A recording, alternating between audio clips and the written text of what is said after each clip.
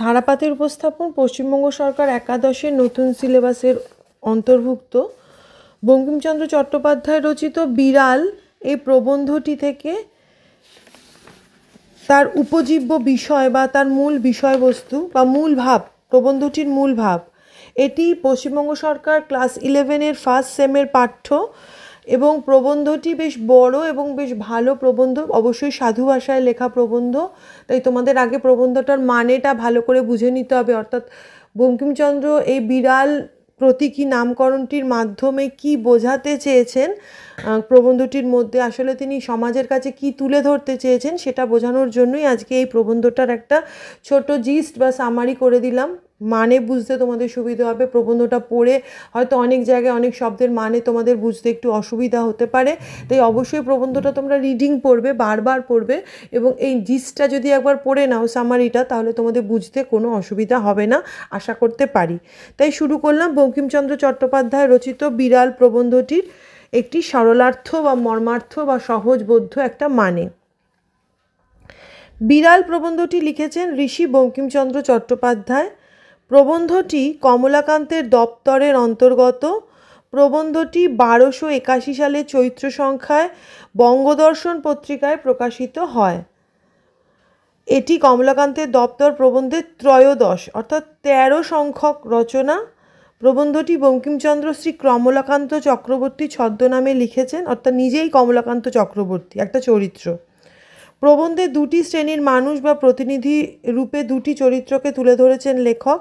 কমলাকান্ত যিনি সুবিধাভোগী সচ্ছল শ্রেণীর মানুষ, আর বিড়াল, নামকরণটা যার বিড়াল, বিড়াল হচ্ছে শোষিত নিপীড়িত দরিদ্র সমাজের মানুষ। এই বিড়ালের মুখ দিয়ে বঙ্কিমচন্দ্র সাম্যতন্ত্র অর্থাৎ সমতা বা যেটাকে আমরা ইকুয়ালিটি বলি, সেই সমতার কথা বলতে চেয়েছেন। এটা হলো এর একটা ভাব বা যা যা এর বিষয়বস্তু। এবার আমি এর মূল উপজীব্য বিষয় তোমাদের সামনে তুলে ধরব। সাহিত্য সম্রাট বঙ্কিমচন্দ্র চট্টোপাধ্যায়ের বিখ্যাত রম্য ব্যঙ্গ রচনা কমলাকান্তের দপ্তর, তারই মধ্যে একটি প্রবন্ধ হলো বিড়াল। এখানে প্রাবন্ধিক একটি ক্ষুধার্ত বিড়ালকে দেখিয়েছেন যে আফিংয়ের নেশাগ্রস্ত কমলাকান্তের জন্য রেখে দেওয়া দুধের থেকে চুরি করে খায়। এই ঘটনাকে কেন্দ্র করে ধনী দরিদ্রের বৈষম্য এবং সমাজের নানা অর্থনৈতিক ও সামাজিক অসঙ্গতিকে ইঙ্গিত করেছেন প্রাবন্ধিক। দুর্বলের প্রতি সবলের অত্যাচার, ধনীর ধনে গরিবের অধিকারহীনতা, ক্ষুধার্ত মানুষের আচরণ ইত্যাদি বিভিন্ন বিষয়ের পক্ষে ও বিপক্ষে তর্ক বিতর্ক তুলে প্রাবন্ধিক সাম্যবাদী দৃষ্টিভঙ্গি ও ন্যায় বিচারের পক্ষে তার সমর্থন জানিয়েছেন। বিড়ালকে প্রহার করার জন্য উদ্যত হয়ে, প্রহার মানে মারার জন্য লাঠি তুলে মারতে গিয়েছিল, উদ্যত হয়ে কমলাকান্ত নিজেই দুর্বল বিড়ালের পক্ষ অবলম্বন করে যুক্তি দাঁড় করিয়েছেন। খাবারে সকলেরই অধিকার আছে, ধনী যদি তা দিতে না চায় তবে দরিদ্র ও ক্ষুধার্ত তা যে কোনো উপায় সংগ্রহ করবে, প্রয়োজনে চুরি করে খাবে, তাতে বিশেষ কোনো দোষ নেই। অর্থাৎ এটা কমলাকান্তই কিন্তু বলছে। বিড়ালের এই যুক্তিকে শেষ পর্যন্ত কমলাকান্ত অস্বীকার করতে পারেননি। বিড়াল তাকে স্পষ্ট ভাষায় জানিয়ে দেয় যে এই সংসারে ক্ষীর, দুধ, সর, দধি, মৎস্য সব কিছুতেই তাদেরও অধিকার আছে। বিড়াল সাধ করে চুরি করেনি। তার জিজ্ঞাসা, খেতে পেলে কেউ চোর হয়? বড় বড় সাধু চোর অপেক্ষা তো অধার্মিক। সে বিষয়ে বিড়াল তার যুক্তি দেয়। বিড়ালের স্পষ্ট উচ্চারণ অধর্ম চোরের নয়, চোরে যে চুরি করে সে অধর্ম কৃপণ ধনীর। অর্থাৎ চোর চুরি করে তখনই যখন তার কাছে থাকে না। তার কাছে যদি থাকতো তাহলে কি সে চুরি করতো? তার যার কাছে রয়েছে তার থেকে বিড়াল যদি চায়, মানে যার নেই সে যদি চায় তাহলে সে তো দেবে না, ফলে তাকে চুরি করে আদায় করে নিতে হবে। এটা কোনো অধর্মের কাজ নয়। কমলাকান্ত নিজেই নিজের মনে বিড়ালের যুক্তির পক্ষে সমর্থন জানায়। বিড়ালের কথাগুলো সোশ্যালিস্টিক সমাজ আসলে বিশৃঙ্খলার মূল।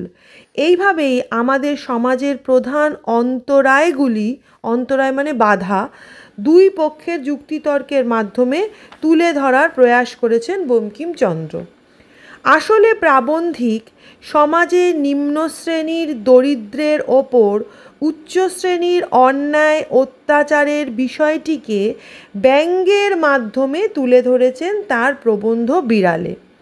এখানে বিড়াল ক্ষুধার্ত মানুষদের প্রতিনিধি, আর কমলাকান্ত যতক্ষণ পর্যন্ত ধনীর ধন বৃদ্ধির পক্ষে যুক্তি দেখান ততক্ষণ পর্যন্ত মনুষ্য সমাজের অন্যায়কারী ধনিক শ্রেণীর প্রতিনিধি, অর্থাৎ যতক্ষণ সে তার শ্রেণীকে প্রতিনিধিত্ব করে, অর্থাৎ ধনী শোষক শ্রেণীকে প্রতিনিধিত্ব করে, ততক্ষণ কমলাকান্ত শোষক শ্রেণীর প্রতিনিধি। কিন্তু যখনই তার মনোভাবের পরিবর্তন হয়, তার চিন্তাভাবনার পরিবর্তন হয় বিড়ালের কথা শোনার পর, তখন থেকে তার শ্রেণীরও পরিবর্তন হতে শুরু করে। বিড়াল রচনায় প্রাবন্ধিক কেহ মরে বিল ছেঁচে কেহ খায় কই, তেলা মাথায় তেল দেওয়া ইত্যাদি প্রবাদ বাক্য ব্যবহার করে নিম্ন শ্রেণীর মানুষরা কিভাবে তাদের প্রাপ্য থেকে বঞ্চিত হয় সেই দিকে ইঙ্গিত করেছেন। কেহ মরে বিল ছেঁচে কেহ খায় কই মানে হচ্ছে কেউ জাল ফেলে মাছটা ধরে কিন্তু সে খেতে পায় না, তার পেটের দায় তাকে সেটা বিক্রি করে দিতে হয় এবং খুব অল্প দামেই সেটা মহাজনে কিনে নেয়, কিন্তু বাজারে সেটা অনেক দামে বিক্রি হয় এবং সেই ভালো কই মাছটা আমরা খুব আরাম করে, অর্থাৎ আমরা ধনিক শ্রেণীর প্রতিনিধি যারা, তারা খুব আরাম করে পয়সা দিয়ে সেই মাছটা কিনে খাই।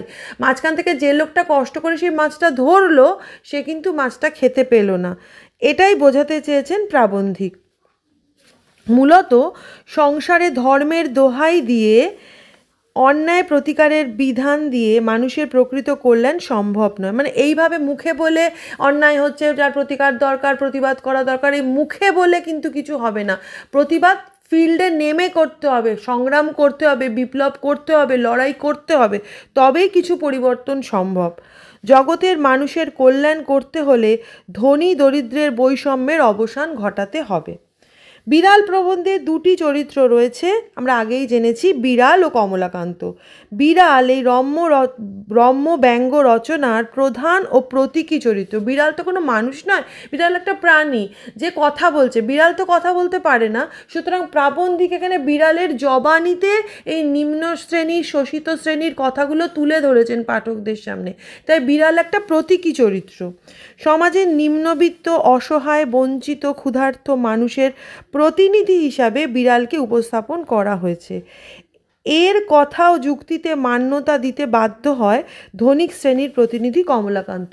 কমলাকান্ত কিন্তু ধনিক শ্রেণী শোষক শ্রেণীর প্রতিনিধি, অর্থাৎ সে বড়লোক শ্রেণীর প্রতিনিধি। কিন্তু যখন সে বিড়ালের কথাগুলো শোনে তখন সে রিয়েলাইজ করে, বুঝতে পারে যে না, এ তো কথাগুলো কিছু ভুল বলছে না, সত্যিই তো খাদ্যের ওপর, বাসস্থানের ওপর, বস্ত্রের ওপর, সুখে থাকার ওপর সবার সমান অধিকার। কেউ এগুলো, কারোর মৌরসিপাটটা নেই, কেউ একা এগুলো ভোগ করতে পারে না, কিন্তু আমরাই করতে দিই না, আমরা শোষক শ্রেণীরা করতে দিই না, শোষিতকে বঞ্চিত করি। তো সেটাই তখন কমলাকান্ত মেনে নেয়, বিড়ালের কথাগুলো তখন মেনে নেয়। কমলাকান্ত আফিনের নেশায় বুঁদ হয়ে থাকলেও সমাজ সচেতন ও উদার মানুষ, দয়ালু ও সৎ মানসিকতার অধিকারী। এই কমলাকান্ত চরিত্রটি বিড়াল রচনায় সঞ্চালকের ভূমিকা পালন করেছে, অর্থাৎ কমলাকান্ত ছিল বলে বিড়াল তার কথাগুলো তুলে ধরতে পেরেছে, তা নইলে বিড়ালের কথাগুলো শোনার মতো উপযুক্ত লোক ছিল না। অর্থাৎ গোটা গল্পটাকে পরিচালিত করেছেন, সঞ্চালনা করেছেন, হোস্টের কাজ করেছেন এই ধনিক শ্রেণীর প্রতিনিধি, সৎ দয়ালু, নেশাগ্রস্ত, আফিনের নেশাগ্রস্ত কমলাকান্ত চক্রবর্তী। উপরিউক্ত আলোচনায় দেখা যায় যে বিড়াল রচনার মাধ্যমে প্রাবন্ধিক সমাজের প্রভাবশালী ধনী ও অবহেলিত দরিদ্রদের মধ্যে পার্থক্য ফুটিয়ে তুলেছেন অত্যন্ত নিপুণ ও সুচারু ভঙ্গিতে। তিনি কিন্তু আন্দোলন করে, মারামারি করে, বিদ্রোহ করে এই পার্থক্য দেখাননি। তিনি খুব সুন্দরভাবে তার লেখনীকে ব্যবহার করে সুচারু ভঙ্গিতে এই ধনিক শ্রেণী এবং নির্ধন শ্রেণী, বড়লোক আর গরিব লোকের মধ্যে মধ্যে যে তফাৎ সেটা তিনি তুলে ধরেছেন। সেই সঙ্গে বঞ্চিতদের অধিকার প্রতিষ্ঠা ও সামাজিক সাম্য কতটা গুরুত্বপূর্ণ ও প্রয়োজনীয় তাও তুলে ধরেছেন। অর্থাৎ বঞ্চিতদের যদি কিছুটা, তারা অতিরিক্তের কাঙাল নয়, তারা জানেও না যে কতটা প্রয়োজন, কতটা পেতে হবে। যার যত আছে সে তত ডিমান্ড করে, কিন্তু যার নেই সে খাদ্য বস্ত্রেই সন্তুষ্ট, তার সেইটুকু সে পেয়ে গেলেই তারা সন্তুষ্ট। এর মধ্যে আমরা একটা কবিতার কথা মনে পড়ছে, নুন কবিতা, এটাও একাদশেরই পাঠ্য, নতুন সিলেবাসের অন্তর্গত। এখানে বলেছে আমরা তো অল্পে খুশি, কি হবে দুঃখ করে। অর্থাৎ এই নিপীড়িত শোষিত শ্রেণীর মানুষের কিন্তু অনেক চাহিদা না, তাদের চাহিদা খুব সামান্য, এবং সেই সামান্য চাহিদাটা পূরণ হয়ে গেলেই তারা খুশি। তাদের তার চেয়ে বেশি তাদের ডিমান্ডও নেই, আর তারা ডিমান্ড করতেও জানে না, কারণ জানে তারা খুব সামান্য লোক, তাদের কথা কে শুনবে, তাদের কে পাত্তা দেবে। তাই তাদের যেটুকুনি প্রয়োজন সেটা তাদের দেওয়া উচিত, সেটা তাদের প্রাপ্য, সেটা তাদের অধিকার, সেটা দিতে হবে। এটাই বোঝাতে চেয়েছেন প্রাবন্ধিক এই গল্পটির বা প্রবন্ধটির মাধ্যমে। আশা করি তোমরা বিড়াল প্রবন্ধটার সহজ মানেটা বুঝতে পারলে। এবার তোমরা প্রবন্ধটা ভালো করে পড়ে নিও। আশা করি বুঝতে তোমাদের কোথাও কোনো অসুবিধা হবে না। অসুবিধা হলে তোমরা অবশ্যই আমাকে কমেন্ট করো, আমি আবার আরও ভালো করে তোমাদের বুঝিয়ে দেওয়ার চেষ্টা করব। এটি নতুন সিলেবাস, ক্লাস 11-এর ফার্স্ট সেমের পাঠ্য। এই প্রসঙ্গে বলে রাখি, তোমাদের কিন্তু এখান থেকে কোনো বড় প্রশ্ন থাকবে না। ইতিমধ্যে তোমরা নিশ্চয়ই জেনে গেছো যে ফার্স্ট সেমটা পুরোপুরি এমসিকিউ বেস প্রশ্ন হবে, অর্থাৎ পুরোটাই এমসিকিউ হবে টিক মার্কিংয়ের প্রশ্ন। ভালো করে প্রতিটি লাইন ভালো করে পড়বে, কারণ এমসিকিউ পরীক্ষা দিতে গেলে কিন্তু প্রতিটা লাইনের থেকে প্রশ্ন আসতে পারে, মাল্টিপল চয়েসের বিকল্প প্রশ্ন। তাই ভালো করে যদি তোমরা রিডিং না পড়ো, তোমরা কিন্তু লাইনটা ধরতে পারবে না কোথা থেকে দেওয়া হয়েছে। তাই আমি প্রতিটা 11-এর ছাত্রছাত্রীকে অনুরোধ করব, তোমরা গল্প, কবিতা, প্রবন্ধ যা কিছু 11-এর ফার্স্ট সেমের পাঠ্য খুব খুব খুব ভালো করে রিডিং পড়ো, এবং গল্পের এই সারাংশগুলো, মর্মার্থগুলো, কবিতারও আছে আমার চ্যানেলে, তোমরা দেখে নিও। আশা করি তোমাদের কোনো অসুবিধা হবে না। তোমাদের কাজে লাগলে, ভালো লাগলে আমারও ভালো লাগবে। ভালো লাগলে বন্ধুদের মধ্যে শেয়ার করো, লাইক করো এবং ধারাপাতকে সাবস্ক্রাইব করো। নতুন ভিডিও নিয়ে আমি শর্মিষ্ঠা আমার ধারাপাতকে সঙ্গে নিয়ে খুব তাড়াতাড়ি আবার ফিরে আসছি।